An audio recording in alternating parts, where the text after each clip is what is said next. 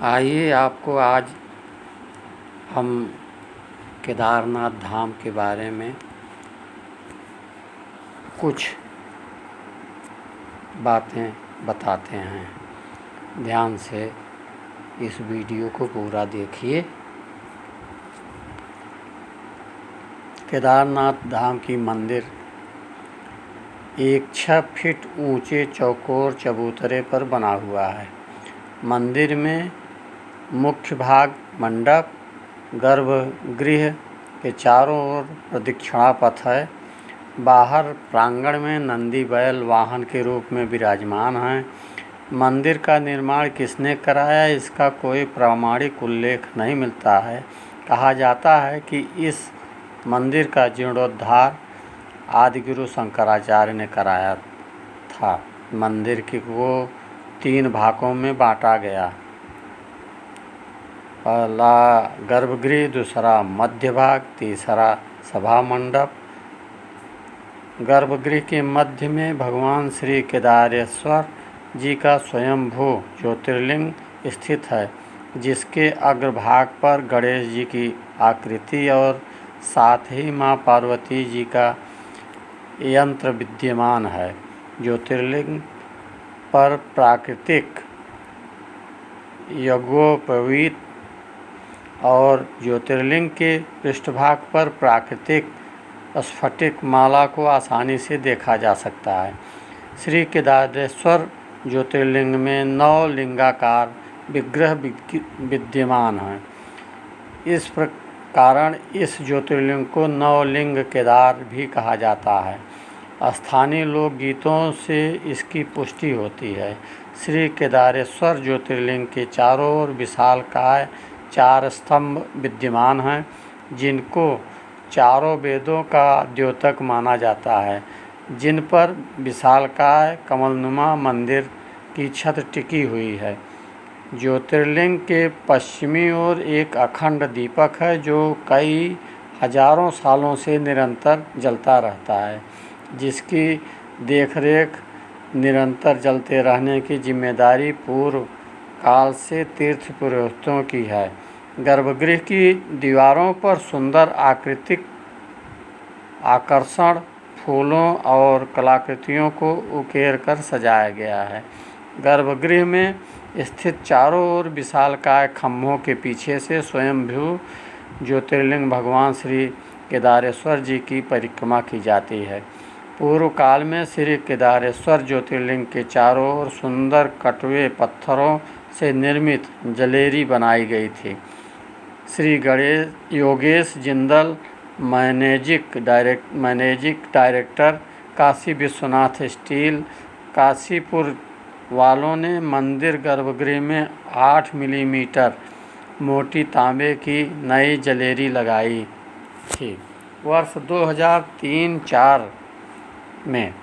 अब वर्तमान काल में जलेरी के साथ साथ गर्भगृह की दीवारों और मंदिरों के सभी दरवाज़ों को अपने तीर्थ पुरोहित की प्रेरणा से किसी और दानी दाता द्वारा रजत चांदी की करवा दी गई है। इसके गर्भगृह की अटारी पर सोने का मुलम्मा चढ़ा है। मंदिर की पूजा श्री केदारनाथ द्वादश ज्योतिर्लिंगों में से एक माना जाता है। प्रातः काल में शिवपिंड को प्राकृतिक रूप से स्नान कराकर उस पर घी लेपन किया जाता है। तत्पश्चात धूप दीप जलाकर आरती उतारी जाती है। इस समय यात्रीगण मंदिर में प्रवेश कर पूजन कर सकते हैं, लेकिन संध्या के समय भगवान का श्रृंगार किया जाता है। उन्हें विविध प्रकार की चित्राकर्षण ढंग से सजाया जाता है। भक्तगण दूर से केवल इसका दर्शन ही कर सकते हैं। स्थिति चौरी बारी हिमनद के कुंड से निकलती मंदाकिनी नदी के समीप केदारनाथ पर्वत शिखर के पाद में कस्तूरी शैली द्वारा निर्मित विश्व प्रसिद्ध केदारनाथ मंदिर 3562 मीटर की ऊंचाई पर अवस्थित है। इसे 1000 वर्ष से भी पूर्व का निर्मित माना जाता है। जनश्रुति है कि इसका निर्माण पांडवों या उनके वंशज जन्मेजय द्वारा करवाया गया था। साथ ही यह भी प्रचलित है कि मंदिर का जीर्णोद्धार जगतगुरु आदि शंकराचार्य ने करवाया था। मंदिर के पृष्ठभाग में शंकराचार्य जी की समाधि है।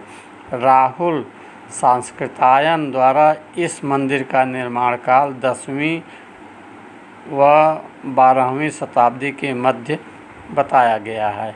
यह मंदिर वास्तुकला का अद्भुत व आकर्षण नमूना है।